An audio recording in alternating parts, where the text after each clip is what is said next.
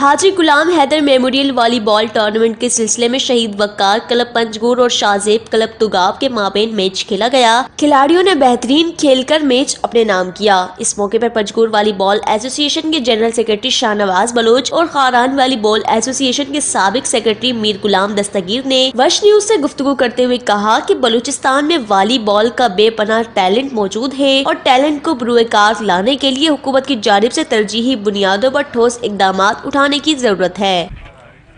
جامعہ کے فٹبال سے جی بھائی گا توجہ دے گا بائی دوں والی بال خاطر جو توجہ دیں جو گورنمنٹ ترسیم تم اپیل ہے کہ ہم اپنی مدد آپ تھا کوشش کرنا گئے ہوتی ٹورنامنٹ لوکل اور ہم منی لوکل ہی کتا مہمان ٹیم پنجگور ہے۔ سیکٹری اخلاق جانی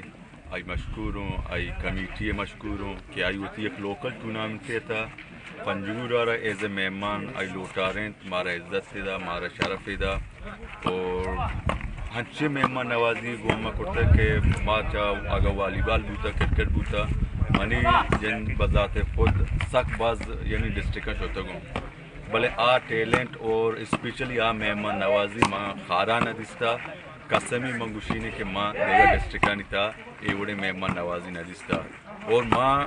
ہر ٹیم با کے دات سگا ماں نگوشتا کہ ماں دیگا ڈسٹرک آئیں ماں گوشتا ماں ہوتی جندے لوگا پنجور ڈسٹرک اگر سطح تسیک کرے خارانی تا الحمدللہ 16 ٹیم یہ ٹیمان تو بہت زبردست ٹیلنٹ ہے